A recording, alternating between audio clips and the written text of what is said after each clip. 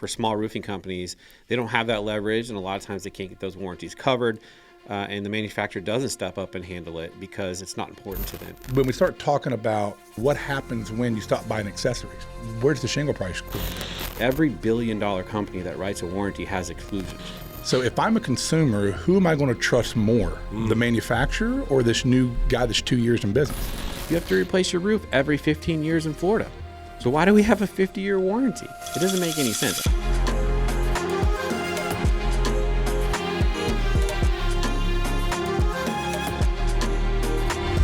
All right, so we're live just like that. If you're just joining us, I got two friends here with me. We've got John and Jason. You all are experts in roofing between the two of you. All right, I mean, there's no doubt about it. Anybody in the roofing industry, I don't even need to go into the credentials of you two. But we're doing this for the industry. We're doing this for homeowners. We're doing this for my entertainment. We're talking about warranties today. Each of you, my company has had the opportunity to do content for, so I know how important the homeowner is to each of you. And that's why you're taking different sides of this debate, okay? And the debate we're trying to solve today is what? Manufacturer versus leverage warranties. And what specifically do you want people to get out of this about each warranty? What do we want to talk about here today? So for me, it's like, how does the homeowner protect themselves, right? Like at the end of the day, my goal is always the same, how to save homeowners from bad roofers, but also more or less like how to save homeowners from bad warranties, because I'm the one meeting the manufacturers that require all this stuff for the homeowner and don't actually honor their warranties a lot of the time. So for me, that's always been really important to me, is to save homeowners from all of those things above and kind of show ways to protect themselves. You, John? Yeah, I agree. It's about the homeowner and the protection there for them. So it's consumer protection mode, and that's what I think that we'll have a lot of fun conversation in today. So I'm excited. So we're talking about the consumer here. Let's just go to the basic question of I'll start with you, John. What is a manufacturer's warranty? And then Jason, what is a leverage warranty? I think we need to get definitions out of the way. So I think that we see a lot of misconceptions out there as well, and you see a lot of guys that hate on it. A lot of the hate that you see is guys who probably installed the roof wrong. But when you're inside of the manufacturer's programs and you follow their criteria, I know what I've seen in our businesses is that the homeowner winds up being protected more. And what I mean with that is I've seen other guys that go out of business, right? So if we play the statistics of like the 80% will go out of business, when they do, the manufacturer's still there. So, when Jason starts talking about a leverage side of things, right? So like, I think that it's all about protecting the consumer first and putting yourself aside. So let's talk about what is a leverage warranty, and then I'll go back to his accusation right there he threw at you, Jason. Yeah. So for me, leverage is buying power, right? At the end of the day, how consistent is that manufacturer actually covering the warranty? And a lot of times it depends on your buying power. How much are you buying? How important are you to the manufacturer? And I've seen this firsthand, like for small roofing companies, they don't have that leverage, and a lot of times they can't get those warranties covered. And the manufacturer doesn't step up and handle it because it's not important to them. And so for me, I find like for our brand, Eustis Roofing as a whole, can hold the manufacturer accountable. And the way I look at that is like when you go to Lowe's and you buy appliances. I know that when I buy an appliance at Lowe's that I'm safe. I'm taken care of. If Maytag doesn't cover it, I know Lowe's will take care of me as a homeowner or a customer. And so that's how I see the Eustis brand. And I've seen that firsthand. So I've seen the manufacturer show up when there is vividly something wrong with the roof and not cover it. So from experience, this is what I've seen. And then I've seen me with my brand go and make them leverage and fix it. I want to address then the question that John threw at you. I mean, when we're talking as a homeowner, when I'm looking at this leverage warranty, does it mean anything if the contractor goes out of business or the contractor doesn't care? How is a leverage warranty how is that gonna give a homeowner that assurance that they need to know they're going with the right choice?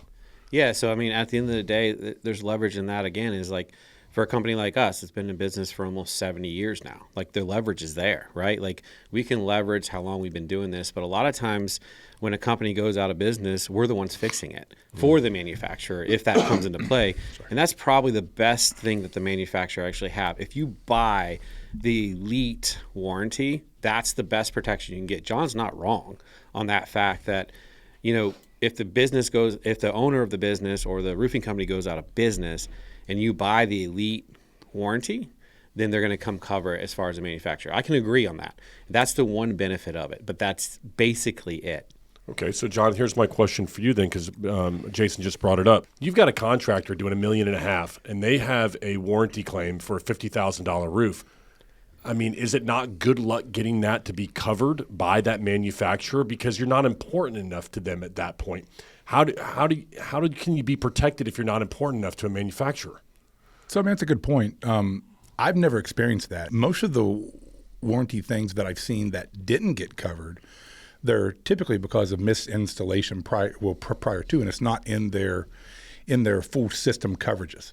And so when you think about the full system, like I think about it is like I just bought a new Dodge truck the other day, right? So I'm going to say, I want the best thing that you have, the best performing part that you have. He said, cool. It's going to be the Dodge chassis with the Ford motor and the Chevy transmission and the Nissan rear end. I'm going to be like, oh, no, wait a minute. Like, well, what happens when the rear end goes out? Well, you got to call Nissan. So I like the OEM style. So for the homeowner to have that protection, to have all one manufacturer, there's less fingers to actually point around at that point. So like if I build a race car and I wreck it, it's on me. If I sell that race car to somebody else, like there's no warranty to go with it. If I sell my home to somebody else, I want to be able to transfer that to the next homeowner as well. So as the contractor, I want to make sure that I set my homeowner up in the best position to when they sell their home, or if they never sell, that they're in a position to where they're covered and they have that peace of mind. I want to add something to that. So on John's main point, one of the number of reasons to get a manufacturer warranty is if the roofer goes out of business, the manufacturer should step in, right? Sure. And honestly, I'll agree. That's probably the best thing they've got going for them. The problem with that is the roofing company goes out of business, correct? Like that's a problem, right? And so if a roofing company goes out of business, that means they probably have some bad practices, right? So that means they probably installed it incorrectly, which means the manufacturer is going to get out of the warranty because it wasn't installed in like the correct way. Mm-hmm. That's one of the number one things I see manufacturers do is, hey, when I measured the nail, it was off a half an inch, even though the whole roof just blew off. Well, because the nail was off a half inch, we're not going to cover it. So if you're going to go off the fact that a roofing company went out of business and now the manufacturer has to step in, they're going to have an exclusion for sure. Every billion-dollar company that writes a warranty has exclusions. And a number one thing, too, they're going to say, too, is how many storms has that roof been through? Okay, we've had 4 or 5 hurricanes since that roof's been put on. Yeah, the roofer is out of business. Now we have to step in. But was it caused from a storm, a well-known storm? So you're going to see manufacturers tiptoe around it to get out of covering it. At the end of the day, the leverage is what comes in when it comes from a big roofer like me, where we're going to say, hey, we're supporting the homeowner. We're still in business. We're supporting the homeowner. We're going to make you solve this problem. Their roofer's gone. Their defense isn't there anymore. And that's when I come back and say leverage is everything. For me, like what is most important to a homeowner is always going to be the problematic areas. Those are what actually cause the problems. Is that the manufacturer's fault? No. Is it the installer's fault? Yes. Is it the builder's fault? Yes. A lot of times on a roof, all the water typically goes to the worst place on the roof it should. And so a lot of times roof leaks that affect homeowners, which is typically a roof leak, it's just a problematic area that wasn't solved right, which guess what? That comes with experience. That comes with knowledge on how to solve those problems. But what I can say is I'll give John this. When it comes to warranties, there is a company out there that I do trust and that I've seen them come through on their warranties. And so I can't be a complete hypocrite on this, but I will say, I don't trust a lot of manufacturers because I've seen them firsthand, walk the roofs, watched them literally be holes in the shingle and they deny the claim because the nail was off a half inch. I watched them do that. But I can tell you a company hasn't done that for me. And whether it's because I have leverage or not, CertainTeed has always stepped up to the plate and took care of the homeowner when it comes to my roofs. And so they've been a great manufacturer. And honestly, it seems odd that we're having this conversation today because I just won their Triple Crown Award, which means best customer service in the industry as far as they're concerned. But I won 4 awards yesterday from CertainTeed, and some of them were with registered warranties. We've migrated away from that now because we've realized that we can protect a homeowner better with our warranties. But I would be a hypocrite without saying that CertainTeed has always stepped up to the plate for us at Eustis Roofing, took care of the customer in every scenario. But we're always honest too. Sometimes it's not a defect, there's not an issue with the roof, and we don't want the homeowner to go after the manufacturer. When we'll sit there and we'll protect the manufacturer if it isn't their problem. And the manufacturer isn't used to that. Yeah. They're used to roofers making claims to get a re-roof. But at the end of the day, how many companies have 30 field technicians that do roof repairs? Nobody, right? A lot of roofing companies don't even do repairs. Yeah. So the fact that I do repairs, I can solve that problem pretty quick. Most roofing companies, the only way they can generate revenue or the only way that they can fix a problem is to re-roof it. So they go after the manufacturer for a re-roof, and the manufacturer doesn't feel like that's fair. And they should. Yeah. They should feel like that's not fair. Okay, but I want to ask you both this from your perspectives. How important, or is it important, that a roofing contractor or a homeowner in this case understands this? You could put on something kind of underlayment and another company's shingle. You can use different products throughout the roofing system. Mm-hmm. Is it important to the homeowner and for a roofer to use a consistent product from one company throughout the entire roof if they're going to ensure they have leverage and if the manufacturer is going to cover that warranty? I hope I made that question right. I kind of stumbled my way through it. Yeah, I'll take that one first if you don't mind. And to one thing that Jason said, and this plays into it, I've seen it firsthand where a company went out of business and then we wound up, taking over 20 or 30 of these claims and replacing these roofs entirely. With your point too, I think 80% of the audience out there though is not going to be in that position to be able to have that leverage, right? Most of the industry is going to be under 7,000 squares, 5,000 squares a year, to where they can't leverage it. Say, hey, I'm buying your shingles and putting together these other Frankenstein pieces and making a Frankenstein roof. But at the end of the day, I hodgepodge it with the best performing parts. So if I look at it from the homeowner's side, if I OEM this thing and I put all the manufacturer's parts, there's less fingers to be pointed at later if there's a manufacturer defect, right? So if the material itself fails, you're in a way better spot than if it's an installation issue as well. And if you're underneath of their, whatever the name of the program is, right? If you're a diamond guy or, a master elite guy or a platinum guy, whatever it is, if you're underneath of that coverage, a lot of times they're going to cover it. I've not seen them not cover it yet in my history. Yeah, I think he brings a good point up. So the way that I look at this is Florida-based, Florida only. But when we talk about components and accessories and piecing it together, I think that's the best question. I think there's one thing that John can agree with me on when it comes to warranties and manufacturers. It's that they price their shingles competitively, right, to all of us roofers, right? And that's how they get us in the door. But then they 10x the components to go with it so that we buy the warranties. So if you look at manufacturers, why do they sell warranties? That's where they make their money, right? They make you buy these components to get these warranties, and then they charge you an arm and a leg for those components to get the warranties. And that's where they're making all of their money, is on the hidden accessories is where they make their money. They make you overpay for them, not the shingles. And so for me, this has always been a game for the manufacturers. This is how they get the roofer. This is how they get the homeowner, is they charge you way too much for the accessories. The reason we know that is we've been able to go get those same accessories and pay way less. And he was talking about race cars and performance and how you can add better parts and pieces to make it better. 100% right. I can go buy better underlayment for a cheaper price and put it together for the homeowner and give them a better product. However, if you didn't use all the components, they're not going to give you the warranty. The reason they do that is so that you overpay for the products, the components, not the actual shingle itself. So when I say John can agree with me, I know that more than likely he can agree with me that they charge you way too much for the accessories, not always the shingles. And the reason they do that is that's where they make their money. And then they use the warranties to make you buy it. You have to buy it. They put you in a box and make you buy it. And roofers are standing up and saying, no, we're not going to put up with this anymore. You're not going to overcharge us for the accessories anymore. We don't believe in that, because that's the only way we can get the warranty. With Jason, I got mad respect. We've been buddies for a long time. We've been on the same side of the table for the last year and a half now. So seen underneath of the hood, I love how he operates. I would think about this in a different lens, though. So when we start talking about the race to the bottom with the shingle itself, and they charge more on the accessories. So I'm going to challenge that some and say, so what happens when you stop buying accessories? Where's the shingle price going to go? because they're going to have to start charging more to stay profitable. It's hard for you to warranty something that's not your product. With the younger guys that's coming into the industry, I would encourage them to lean on a manufacturer, learn to partner with them, right? Find one that you love and that supports you. And then I would buy their products personally, so that you can make sure that you're putting your homeowner in the best, areas possible. My question is always going to be, who's the most important in the equation? Is it the contractor or is it the homeowner? So I want to give them the best chance possible as a contractor by putting on all the right OEM parts, just to make sure that the homeowner is in a good position, especially a young guy. Because chances are, they're going to go out of business, right? I'm not saying that I don't encourage that, but guys don't charge enough to make people happy. So what I mean with that is they're not charging enough money to put on the right products.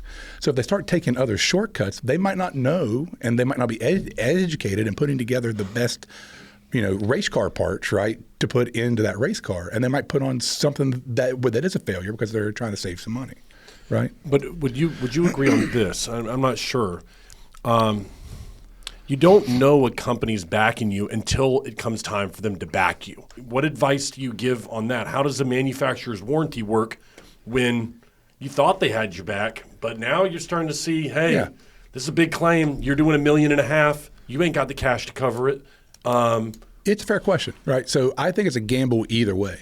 So if I'm a consumer, who am I going to trust more, the manufacturer or this new guy that's 2 years in business? Ooh, that's a good one. Right. So that's the way that I'm going to look through the consumer lens back at the contractors. And to Jason's point, 70 years is a long time. Our roofing company, it was almost at 50 years, right? So we had the leverage, right? We had the years in business, but the younger guys, I think they have to lean on the manufacturer more. That's what helped us build our, with the businesses that we built on the roofing side. Here's how I can push back on that. So I love it. Let's go.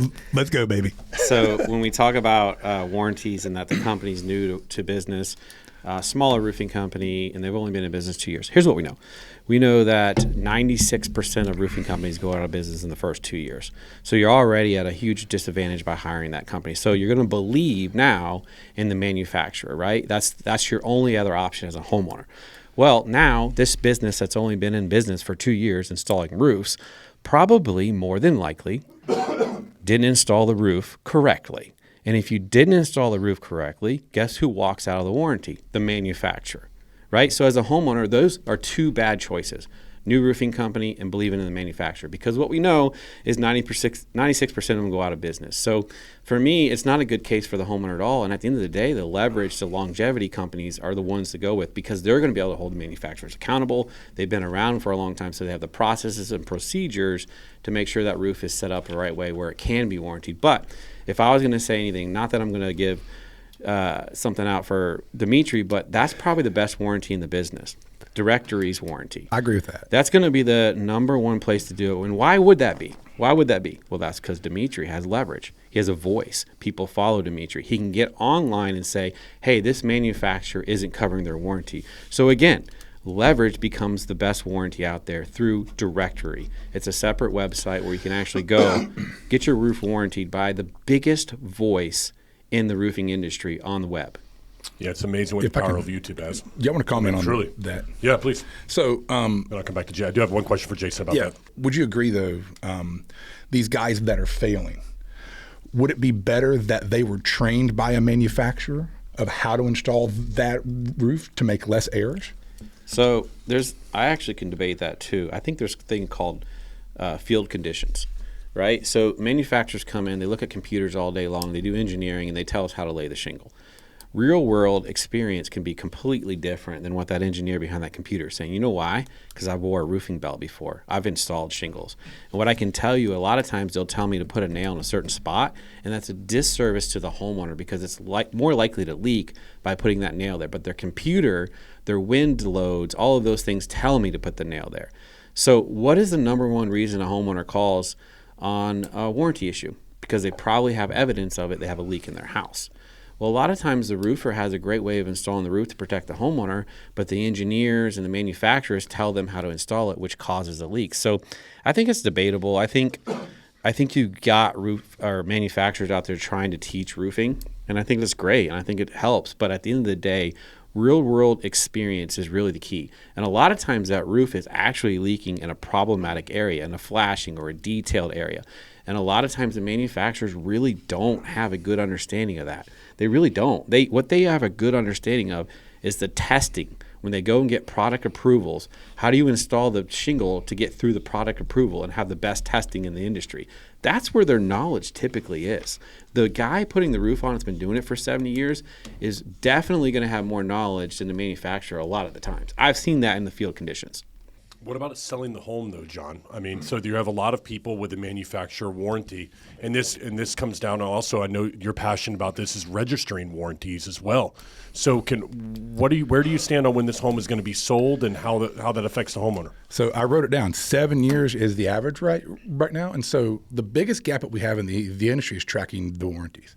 So if we really want to do the right thing as contractors, let's find a thing like roof facts. Like we have a Carfax, but not roof facts. So we need to develop this. So if you want to, just call me, hit me up. We'll do it together. But let's figure out a way to hold the manufacturers accountable that when you sell this house and the warranty is transferable. So like you could punch in an address. Right now I can find the permits in Florida, right? Because I can go see all that stuff, but I don't know if there's a warranty on there. Yeah. So if we want to hold the manufacturers accountable, we need to develop that type of a product.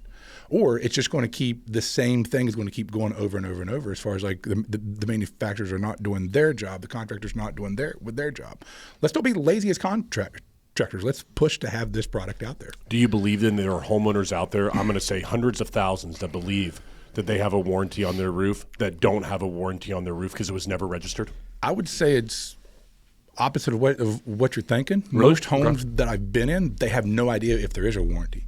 And there probably is. So I would say, I would say maybe 1% of anybody I've ever talked to, and I think I'm being high, and I think he'll agree is like high in that number is that know that they have a warranty, because the home sells so fast in this country, it's so transient that they don't know if there is or not. All they know is the home inspector said, yeah, it's got 5 more years of useful life. That's all they know. Mm-hmm.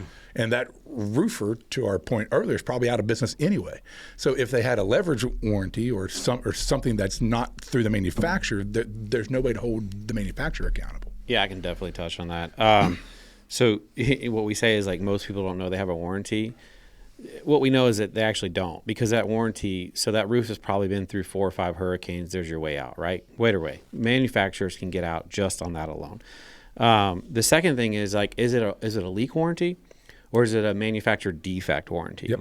Right? So like homeowner probably does not have a leak warranty at all. What manufacturers typically warranty is a defect. That's typically what they warranty. So what matters the most to a homeowner is the leak, the water coming in the house. And I'll give you a good example of that. If you build a new construction home, right? When you're all done with it, the homeowner gets this warranty from the manufacturer. What does it say? It says 50-year warranty. So what does the homeowner usually say? I'm good for 50 years. I never have to worry about my roof. Okay, 2 years later, the roof leaks, right? So they're like, cool, we got this 50-year warranty, never have to worry about it again. They call and they go, oh no, leak warranty is 1 year on a new construction home. A homeowner actually believes a leak coming in the house, which anybody would, is off of leaks, right? But it isn't. It's a defective shingle warranty. And so it's all smoke and mirrors when you look at the basics of it. It is. It's just smoke and mirrors. The average warranty for a new construction is 1 year from the installer. But when the builder hands the warranty over, it says 50 years. So it doesn't make any sense. And at the end of the day, too, you have to replace your roof every 15 years in Florida. So why do we have a 50-year warranty? It doesn't make any sense at all. And that's why I hate warranties, is because they're all smoke and mirrors to the homeowner. And at the end of the day, like, when I put new construction roofs on and the homeowner calls, they got an issue, we just go out and fix it, right? At the end of the day, that's how we do it. And not every roofer is going to do that. So I get that. But it's how misleading is that, right? A 50-year warranty in a state that you have to replace it every 15 years. But if it leaks, well, that one's only a year. Is that a poor business practice? Is it okay that that's a part of the roofing game? Because I've got to assume that I'm going to move you from the gold or bronze package into platinum because you're going to get all these upgrades, the class of your shingle, whatever kind of underlayment. all this different stuff. But if what you're telling me is true, then it's not going to be honored anyway. Yeah. Is that the case? So in most cases, that's probably true. But if you look at like our warranties that we offer, or as far as like a bigger package, top package for us, right? What are you getting with that? Real true stuff that I know John's gonna love this. You get ugly roof applied to your roof on our top package. My man. Right? Because we want the roof to last. We want to help that homeowner with that roof. We want to keep it pliable, right? We're not offering a bunch of smoke and mirrors like most people are, but also we're going to offer a better grade of shingle at that point. It's not always the warranty, like it's the grade of shingle, right? So we're going to go with a shingle that doesn't mold and have allergy as much when it comes to that. So like what you got to get something out of it as a homeowner. You're paying more, but you're completely right. Most roofers are going to sell a better warranty from the manufacturer, which is excluded as soon as you get a windstorm. Have you ever looked at the warranties and it says the shingle is 180 miles an hour wind windy, except if you have a windstorm. Yeah. or a name storm. Yeah. I mean, John, does that make sense? Well, but you got to understand too is that like Florida is 10% of the whole nation, right? So if as far as like shingle consumption, so if you think about it, is like this. My question with that too is how many Florida roofers have a name storm waiver in their contract? So if we want to blame the manufacturer, us contractors are doing the same thing, right? And so when I look at why the warranties get on the denial side, I listed five things. I want you to fact check it, but I think number one is going to be poor workmanship, not being certified with that manufacturer's. Number two, mixed product lines, right? Because I didn't use all of the OEM parts, no registration or homeowner education with it, and then modifications. So putting on solar or satellites or whatever. So like if I go buy this new Ford truck that we've talked about, and I put up a 10-inch lift under it and 44-inch rims, right? And then the transmission, it goes out. Is it Ford's fault? No, I modified it. So it's the same thing on a roofing side of that. Now, again, I'm with Jason. When it comes to guys that have the time in business and they're at 10,000, 20,000, 30,000 squares plus a year, you have leverage. I just think that the little guys out there that are starting out, that are trying to get there, that are trying to do this in the correct way, they don't have that leverage yet. And I think that to give them a competitive advantage, if they lean into a manufacturer warranty like a Diamond Shield with Tamco or Golden Pledge with GAF or what, like if they can learn to lean into that and get that training, I think it gives them a competitive advantage against the monsters. I was one of those monsters, and so is Jason, right? I'm not like bragging, but saying like we had that market dominance to where it's like you're the guy that's been there for 50 years.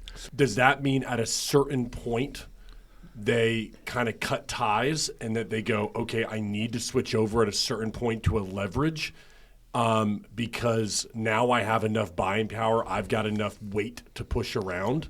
Like, is there a tipping point where you feel like a contractor should go, you know what, I need to start pushing my weight around right now? And if there is that point, where is it? In our market, we were one of the largest guys, right? Mm-hmm. We didn't. We stayed on that side of the fence. And the reason why was our focus was on the consumer as number one. Sure, I could have probably saved $200,000, $300,000, $500,000 a year on my bottom line, but I wanted the homeowner to have that protection if something ever happened. Only because I'd seen it with other contractors, because you never know. Things can happen. COVID was tough on everybody, right? What if we have another COVID and like some of these giants can actually fall? I hope not. But with private equity in the space and these bigger guys, it makes sense on that side of the table. I was on that side of the table. I love it, right? I understand why. They've got the money to back it, no matter what. But when you have transfer of risk, that I can take my risk as a contractor that puts my family at risk, my company at risk, and I can give that to the manufacturer. If something happens and they're going to cover it, I'd much rather take that as an educated guess, right? If it doesn't happen, I'd rather take that educated guess instead of putting everything on myself, as a new guy especially. If I was a homeowner and I was a small roofing company, either one of the two, the best way that I'm going to get covered for a small guy to compete against guys like me or PE companies that are in the space, you're going to go to directory. They're going to protect your business. They're going to protect your homeowner the best.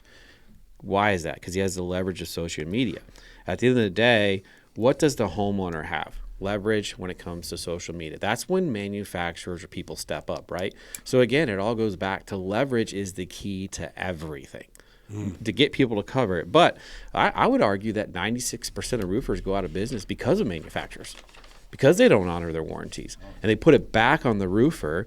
Now they're going to lose their presence in the area as far as a roofer, because there's an issue with the roof. It's a $30,000 roof. The homeowner's not going to get it covered, so the roofer has to do it now, and they go out of business. It happens all the time. I see it all the time.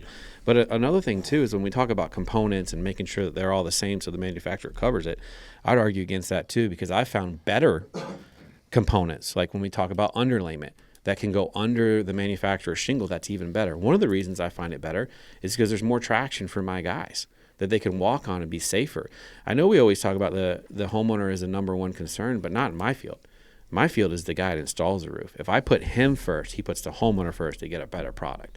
And so if his safety is first in my view, then he's going to be a better employee and the homeowner's going to get a better roof. So I've always argued with manufacturers, like, I have some better underlayments than they do. And honestly, like, when a storm comes through and we're installing the roof, I found that my better underlayments actually keep the water out better around the nails. And so I feel more comfort of using that. But it protects my employee better. And so why are you telling me what I have to use under your roof shingle? The reason you're telling me that is that you want me to pay a premium for that product. You're going to trick me by offering me a great deal on the shingle, but on the other end, you're going to charge me more for the component that goes under the shingle that doesn't protect my employee as well. Is there a world where on the manufacturer with the directory? Yeah. So is there a world where it lives together, right? To where the contractor does both. This, in my mind, is how you hold the manufacturer even more accountable. Now I have a manufacturer warranty that's filed there as well. And so now you have the actual documentation on both sides of the fence with that. So is that possible to do both sides of that? I think it's really hard, and I think it's hard because nobody's really been honest in the industry, right? The roofer, the manufacturer, they both kind of. So that's why I think directory is so powerful. When you take somebody like Dimitri that actually understands roofing, he can walk that roof and he can tell you who really should be liable. Is it the manufacturer or is the homeowner really making a big deal out of nothing? And so that's what we're lacking in the roofing industry is the honest guy that walks up and goes, the judge, right? Yeah. We need a judge in roofing, right? Like we don't have that, right? And so the judge is going to say whether it's the manufacturer should pay for or the homeowner or the roofer. And so we just don't have that. And so who is the judge right now? Well, it's Dimitri. He can look at a roof and tell you if it's a defect or if the roofer didn't install right or if it's a bunch of BS. And we just don't have that in our industry. So that's why that third party works really well. Because I've seen homeowners complain on directory and he goes out and looks at the roof and it really isn't an issue at all. It's just a homeowner maybe being overly picky and doesn't understand the roofing. So you need that guy with that guidance. And I asked that because that's how we did it. Mm-hmm. We did both. Mm-hmm. So we filed to give the ultimate protection to the consumer. So I think it can live in both worlds. Right, I love both sides of that argument. And so I think that if you want to hold the manufacturer accountable, which I think is the main theme here, right, is that we don't feel that they're being held accountable. So if they're not being held accountable, well, let's build roof facts, right? Let's put every warranty and every roof that is installed with the manufacturer name, color, series, type, all that stuff, and put it on the TPA side too. Like it needs to be a third-party authorization. And now it's the ultimate consumer on the protection side with things. So my question is just 1 minute as we got to close up right here about for John, why the manufacturer warranty is in fact superior to that of the leverage, and for you, Jason, why the leverage warranty is superior to that of the manufacturer. So John, if it's okay, closing remarks from you. I think it's the best overall choice for the homeowner, especially with guys that haven't been in business long enough. So yes, it's superior in one fact, right? But I think as guys are looking to get training to go get those things, go to the manufacturer, get that training, know how to install their products, I think that you'll get a better roof system no matter what. Once you get to 70 years in business, I think it's a different conversation, different game. But I think it is superior in the fact that most of the guys that are under that 3,000, 7,000 squares a year deal, they need somebody to back them up. I think if you're a small roofing company and you're looking to protect your company and the homeowner, there's only one route to go. You can't go to the manufacturer for that, because what we know is they can exclude just about everything, especially in the state of Florida. How many storms has it been through or whatnot? They can exclude. They're billion-dollar companies. They have lawyers write their warranties so that they can get out of them. So if I'm a small roofing company, or if I'm a homeowner hiring a small roofing company, I'm not going to put my stock in that. What I'm going to put it in is directory. If I'm a small roofing company, that's where I'm going to go get my protection. Why is that? Because he has leverage. Leverage is everything. They're going to go to directory to get Dimitri to provide leverage on social media to make them honor their warranty, right? So to me, leverage is the key to everything when it comes to warranties and making people solve problems. But if a homeowner has an issue with any kind of manufacturer or any kind of big company, what's the best way a homeowner can solve that? With leverage, their social media, their voice. And so that's why I say at the end of the day, for us, leverage warranties are what we sell at Eustis Roofing. And we leverage us as a company, been doing it for 70 years, because we know that we can get the manufacturer to cover it, because we're not going to buy from them if they don't cover it. And that's our leverage. And you have that leverage as a homeowner. And also, if you're a small roofing company, you're going to get that leverage through guys like Directory and Dimitri. That's how they protect you. I appreciate you both stopping by. John, for driving every way, and Jason, I know, for stopping by today and driving over there from Eustis. I love you both and what you guys are doing in the industry, so look forward to it again. Thank y'all. Third and fifth time on the show? I don't know, something like that. Yeah, so thank y'all very much. There we go. Cool. All right.